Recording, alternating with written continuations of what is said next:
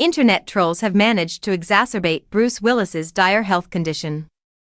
According to all reports, Bruce Willis is a really kind man, a cherished character, and one of the best movie stars of all time.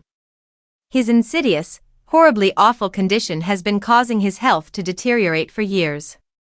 It makes everyone, particularly those closest to him, feel awful. Unfortunately, by attempting to discredit Bruce Willis's greatest followers, online engagement farmers have now managed to make the entire issue even more depressing. Years before it became incapacitating, Bruce Willis was aware of what was happening to him. He got to the point where his performance was no longer as good as it had been at the beginning of his career. The actor, however, wanted to continue earning money for his family. Willis so agreed to a lengthy run of low-budget direct-to-DVD films that used Bruce's image on the cover to deceive viewers into paying to see them. Regretfully, he appeared in very few of these films, all of which were completely awful.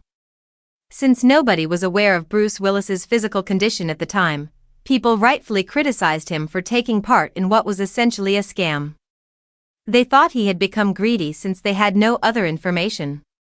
The whole situation is horrible, and we now know what was happening. However, the popular new practice is disparaging and condemning Bruce Willis fans who attempted to inform people about the true nature of those awful films back then before they squandered their money on them. Engagement farmers have now used this and started organizing a lynch mob to humiliate anybody who suggested that people may not want to spend their money on those awful Bruce Willis cash-in films. They seem to be arguing that Willis had some kind of right to engage in cinematic fraud due to his illness and that anybody who exposed him ought to be humiliated in front of the whole community. If that's your opinion, go out now and don't come back. Tragically, Willis's greatest admirers are the ones who criticized him for producing such films. We know this because, just because they believed he may be in them, they viewed films that looked this bad.